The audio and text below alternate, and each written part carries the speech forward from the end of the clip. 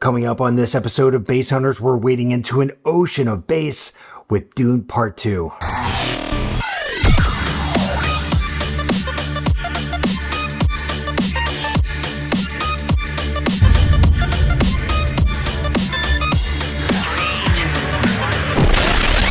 What's going on, fellow bass heads and home theater fans? My name is Todd Anderson, editor at the Home Theater Forum, avnirvana.com, and you're watching episode number 22 of this little project that we call Bass Hunters. And I know this is an episode that several of you out there have been looking forward to. I've gotten a couple notes about it. In fact, last week when we pushed The Beekeeper live on YouTube, it was just a matter of minutes before somebody dropped into the comments section and said, I'm waiting on Dune Part 2. So I know at least one of you is really excited about this one. I'm definitely excited about this one because this movie has got bass galore in a really, really good way. I want to give a big shout out to our founding partner, the amazing people over at Kaleidescape. I just love working with them, but they provided this film. You can see right there, this is about an 89 gig file. We're talking 4K, HDR, lossless, Dolby Atmos. This is exactly what you're going to get on the disc, if not a little better. It's got Kaleidescape's own little flavor and spices added into it. Just a really amazing release for them. It dropped onto Kscape servers back on April 16th, so just about 2 weeks ago. Disc fans, I know you're waiting on this one. May 14th is the day that you should have marked on your calendar. If you haven't placed a pre-order for it, I know over on Amazon right now, it's going for about $29. It's totally worth it because you know it's going to be at your doorstep either on the day of the release or maybe sometimes even the day before. If you want to support our channel, I put a couple links down in the description for that over on Amazon. Also want to give a big shout out to our other two partners, Ascendo Immersive Audio, the speaker manufacturer from Germany. They make incredible subwoofers, a whole line of infrasonic subwoofers, and of course, amazing home theater speakers. And I know they have some news that's going to be coming out in a few weeks. I don't want to spill the beans here, but stay tuned over at the Home Theater Forum, avnirvana.com, and we'll get that news out to you as soon as it becomes public. Also want to thank our other partner, Sutherland AV Marketing, who are the North American distribution arm for Ascendo. That's how all of this ties together. And we actually have a fourth partner coming aboard. That's Faber Acoustical. I'm really happy to have them joining the Bass Hunters team. They're the author of the software that we use here on Bass Hunters. That's Signal Scope X. So in coming weeks, we'll have more on that, but really glad to have you aboard. All right, so let's get the scorecard up on your screen, and you can see there, yeah, I mean, A- B+ territory for me on this film. I think what it comes down to for me is rewatchability, and I think this is a film that I'm going to have to shelve for a number of years for that next start to finish watch. I get why people love this movie so much, but for me, it's just kind of falling into that A- B+ category. All right, in terms of the AV qualities, you can see right there, video-wise, whew, folks, it looks amazing. It's grainy, it's gritty, it's just beautiful. Just top to bottom, A+ stuff. So that's why this one's getting a rock solid A. And when it comes to audio, same thing. The attention to detail is so over the top. It's amazing. They've really left no stone unturned. Beyond the bass, which is just mind-blowingly good, one of my favorite sonic features in this film is the dialogue. It's just so rich and just textured. It just brings everything to life. It ties everything together. You don't need subtitles. You can understand exactly what's going on at all times. They weave Atmos effects into the dialogue for when there are those scenes where they're speaking to each other telepathically. It's just amazing. I loved it. Hats off to the audio engineers on this film. This one really is one for the ages. It's that good. Now, for the bass, can it top the audio and visual side of things? Well, you guessed it. The answer is totally a yes, and that's why you're seeing it get an A+ right there. The bass presentation in this movie is over the top amazing, and it gives us a little of everything. We've got the infrasonics, we've got the hard-hitting low end of bass, we've got some good mid bass. It's just expertly deployed. Oh, it's so amazing. I can't wait to dig into this with you. So let's just take a look at the scenes in the script file that I created. And you can see right there, there's 20. And I have to admit, there's actually more. That's the 20 that I wanted to include for analysis here on the show. But I think I actually captured more like 30. That's almost triple the amount that I've captured for any other film that we've analyzed for Bass Hunters. These are the kind of demo reference scenes, and you can see most of them are marked demo, and there's a reason for that. Remember, we talked about demo bass. That's bass that's just going to push your subs so hard, with reference bass being that really articulate bass that rounds out a scene. It can also be demo worthy, but it can also be more laid back and relaxed, as we saw last week with the Beekeeper. It's just expertly deployed bass, and I'm not sure if these particular scenes fall into that reference territory for me. There might be moments in them that have reference qualities, and this movie definitely has reference quality bass in it, but I think these scenes in general are more on the demo side of things, which is good news for you because, look, I mean, you basically have 4 amazing demo scenes now to rock your subs with. Now, before we take a look at some of the moments in those scenes, let's talk about the bass characteristics that you can expect to experience when you dial this one up in your home theater room. And let's kick things off by talking about one of the more prevalent bass features in the film, and that is bass drops. Here we are right in the beginning of the movie. And you can see as he looks up at the sun and multiple moons, we get a nice little bass drop right here. Doesn't look like much, right? Well, let's look at the FFT analyzer. Intensity-wise, this one is rather laid back. There are quite a few that hit with far more energy, but you're going to see it peaking right there. Okay, so this is what we're looking at. You can see it's up to about 78 dB. Then we get a nice push. It's rolling right around 78 dB, and then it rolls right down to about 26 hertz or so. And there is your bass drop. Let's let this one play out.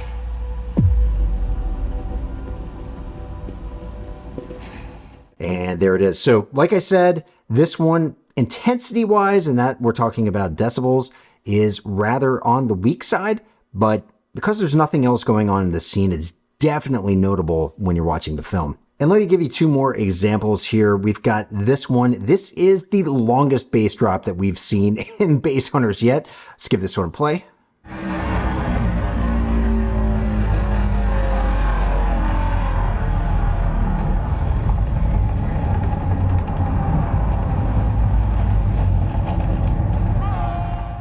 And let's take a peek at this one on the FFT analyzer, and you can see right there, it's popping up right in the high 50 hertz range. And as this one rolls down, it actually gains in intensity. And right there, we are hitting right at 100 dB. That's 30 hertz. And then the roll off right down through the 20 hertz range. Now, just to note, we're talking about 75 dB there. So very audible as it finishes itself off. Just a great bass drop moment in this film. And one last example of the kind of bass drops you'll hear comes from scene BH17. This is about an hour and 44 minutes into the film, and here we actually find 9 different bass drop moments. They're spaced apart at 6 seconds each. You can see them right here and right here. And something I want you to notice about these, they are actually double bass drops that are paired together. So you have one there and one there. Here's another one, and here's another one. Now, this upper one right here, that exists in the 70 hertz to 48 hertz range. Max intensity for those is topping out around 80 decibels, although they all vary in intensity in this scene. You can see that as we roll through here. Here we go. Here's some more there. This one, a little more intense down on the low end. And speaking of the low end, these guys are running in that kind of 33 hertz, rolling down to about 25, 24 hertz territory. This scene's easier to visualize here on the FFT analyzer, so pay attention in this region here and this region here, and you'll see the frequencies rolling down. There it is, right there. This actually is the moment where the lower frequencies are a little more intense than what's going on up in the 70 to 50 range. But yeah, double bass drops. And here's that same moment rolling out right here. Very interesting how they had these double bass drops so evenly dispersed in the movie. It's an interesting moment. You're definitely going to pick up on it when you watch this at home. And if you're a big fan of hard-hitting pulses of bass, well, we have got you covered. There are lots of moments where transients come into play. Let's take a look at the thumpers that are used to call the worms. Just like our bass drops, they vary in intensity throughout the movie, but here's a good look at what you can expect to hear.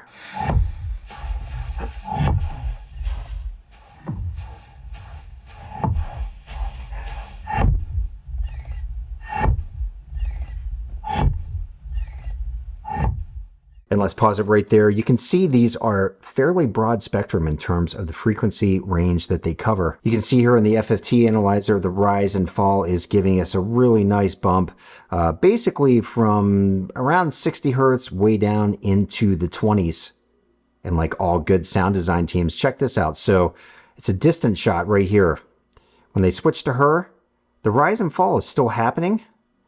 They've taken out these lower frequencies, but you can still hear this in your home theater room. This rise is still hitting up to about 75 dB, but the effect really gives you a sense of distance and space. But back to the main event here, these are very quick hits, and having subs that can handle transients, super important to get the most out of this kind of content. Transient playback also comes into play with bass that's associated with what they call the voice, and here's a great example of that. And you can see right there, she says, "Do it, do it," and boom, right there, you're hit with this hard, high decibel level bass right in the lower regions. We're talking, this is peppered right in the 40, 30, and a little bit down into the 20 hertz range. Very nice pop of transient bass. And here's another moment of quick hitting bass. This comes from the opening scene of the film where bodies are falling.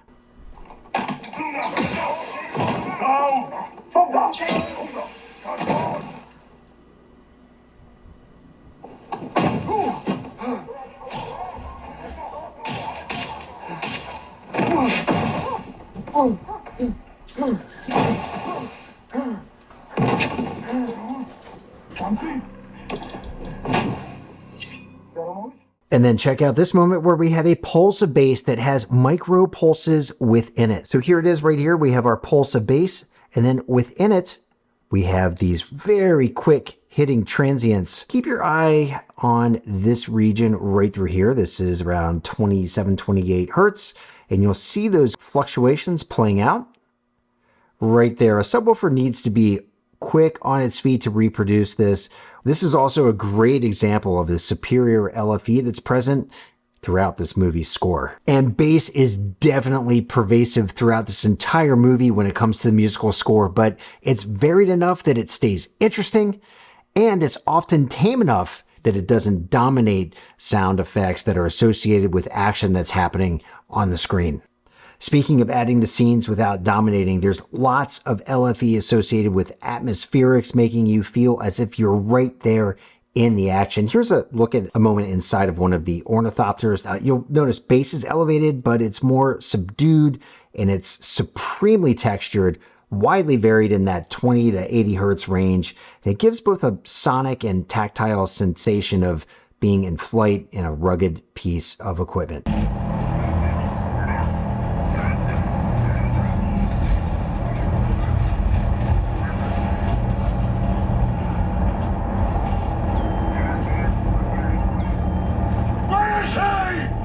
Negative, my lord. What do I have to do? Everything myself!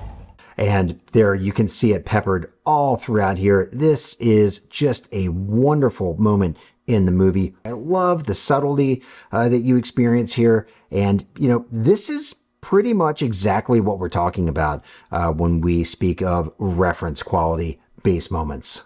All right, so now you have a pretty good idea of the kind of bass characteristics you can expect to hear in this film. Let's dig into our 4 featured scenes. And we're starting off with scene BH13. This is about 35 minutes into the film. This harvester is being dropped off on the planet, and we are hit with some insane bass here as the machine gets fired up and begins moving along on the planet. And just to give you an idea of the kind of bass we're dealing with here, you can see as the impact occurs right here, right around 30 hertz, we are reaching way up into the upper registers of output. We're talking about 108 dB. It's a very impactful moment in this movie. And then skipping ahead to the actual movement of the machine. And folks, this is demo material for sure.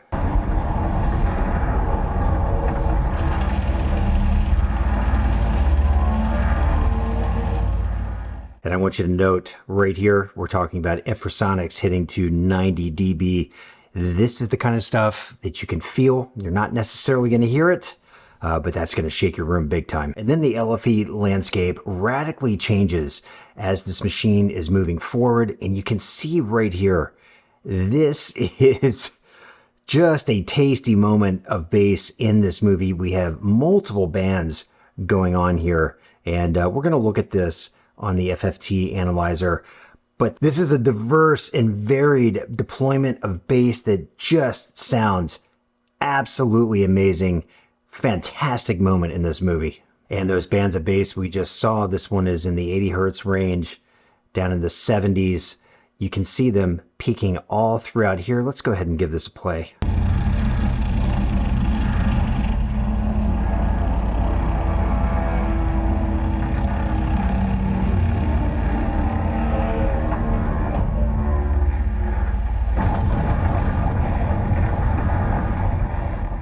Then we are right back into the rumble. But this particular moment in the film, you can see there's some nice rises and falls, little bits of variation throughout these lower registers in terms of intensity. It just sounds really good. A nice little bit of change from the kind of low end rumble you're seeing right there. Then as these guys are popping out of the sand, the audioscape just changes. We switch into a moment where the score is playing dominant role. And you can see right here, all of this bass throughout here. This is associated with the movie's score. So once again, a nice bit of change. The way the sound engineers transitioned from that low end rumble right into the music side of things. Really cool. You can see these pulses. This is almost like a pounding heartbeat sound. That's really building the tension of the scene. And then, of course, they slip underneath the giant harvester. And once again, you're hit with that low-end rumble of the machine itself. And then as we pop ahead here, we're hit with a great moment of transient bass right here, right there. Let's let that play out.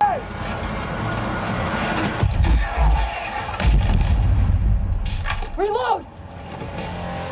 And we can see right here in the FFT analyzer, that is a hard-hitting line of bass. We are well down into the infrasonics here, all in the 20s, the 30s, all the way up the chain. It is a pulse to behold. It's just a wonderful moment. And then, of course, that explosion.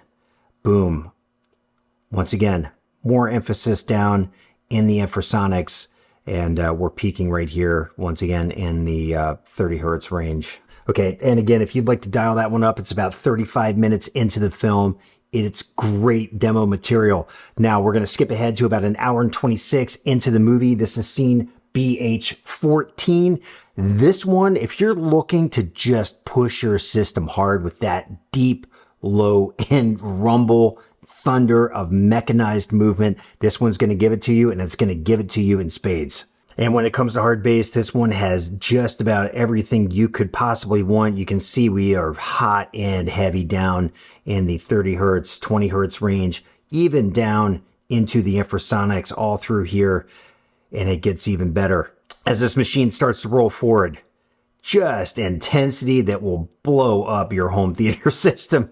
It's really wonderful. We have this little step down bass drop right here. Some nice little transient moments, and here's another bass drop there. And of course, what's a demo scene without a great explosion?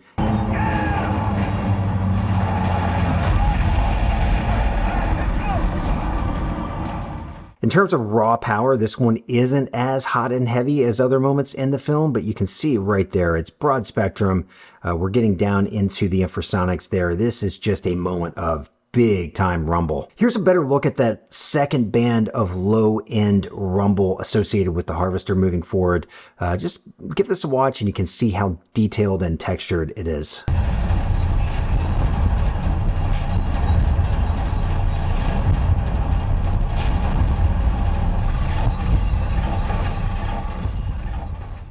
Now, I don't know about you, when I think of demo bass, that's exactly what I'm talking about. That scene will push your system right to the brink. It is just wonderful. Definitely dial that up. All right, so now we're going to skip ahead to about an hour and 41 minutes into the movie. And this scene starts off with her running up to see this explosion, and this bass that you see peppered throughout here, this is all in the, I would say it's about 20 up into the 50 hertz range. Intensity wise, it's not as elevated, which gives you that sense of distance. And then they draw you right back into the scene right here with this whole mess. This is actually the movie score playing out, which brings the intensity of the moment right back into your face.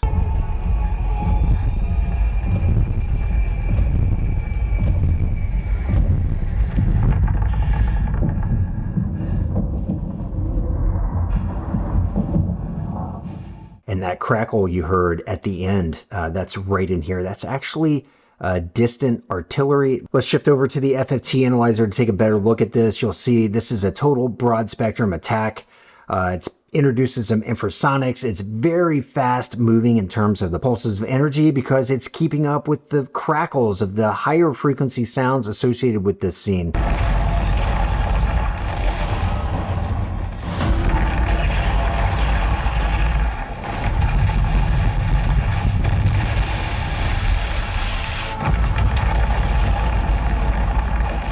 And this is where you need a subwoofer that can just stop on a dime. You can see they are cutting from that artillery attack back to the headquarters here, and you can see a total fall in that bass.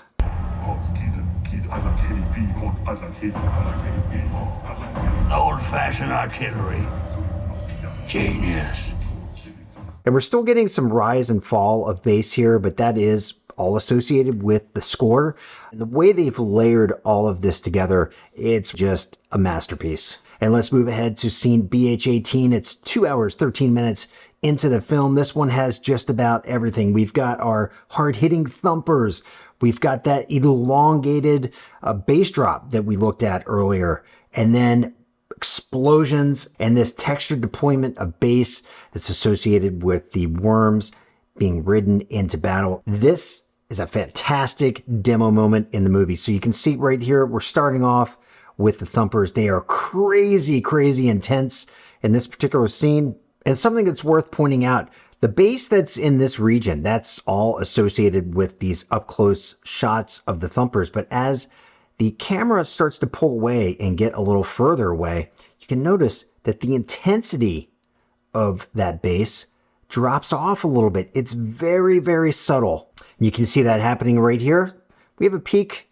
We're talking about close to maybe about 105 dB.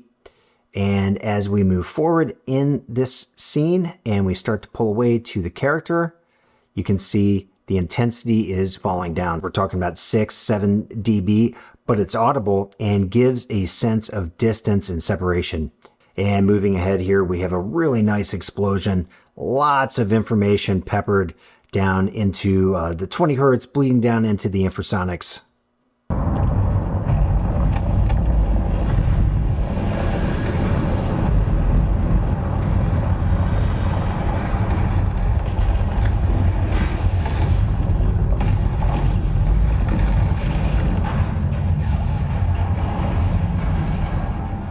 And once again, notice as they pull indoors away from that giant explosion, the intensity of the bass is lessened, giving you that sense of distance and separation.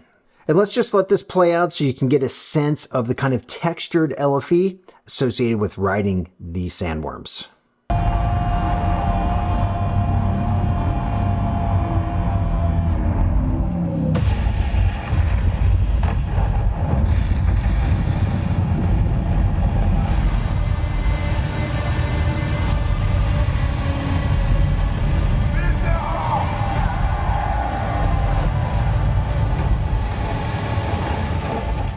And this particular scene caps off with some delicious hard hits of transient bass as the army is pounding down the doors to this fortress and gaining access. And this will just send shockwaves through your room. All right, in each one of those scenes, Sure Shot demo material, definitely bookmark them and give them a watch on your own system at home. All right, so what kind of subwoofers do you need to get the most out of this movie? Well, unfortunately, if you have underpowered subs or if you're running a system in your room that maybe can't quite keep up, so you have it running a little hot, you don't have a lot of headroom, you're going to be missing out on some things.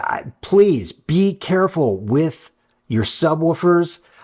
I would recommend dialing things back a little bit off of reference, just because this movie is definitely hot and heavy, and at times the bass is a little unpredictable in terms of when it's going to show up. So be careful with your equipment. If you're running that kind of small wireless subwoofer with a soundbar, you're going to miss out on a whole lot of information. So much is happening down in that lower 30 hertz into the 20s, down into the infrasonics. And as we saw, even down around 24 hertz, we're hitting up close to 100 decibels. You're going to miss out on a lot. You may hear your sub push back a little bit on you. It really depends on what kind of protection the manufacturer of your soundbar system has built into the subwoofer. But anyway, be careful. Those of you out there with killer sub arrangements that are properly deployed, you're going to love this film. All right, folks, that's all I have for you on this episode of Bass Hunters. Thanks for hanging out with me. If you want to track me down, you can find me on Twitter or X. My handle there is @AVWoofer. And of course, I am always available over on the home theater forum at avnirvana.com. My username there is my name. That's Todd Anderson. We'll see you next time.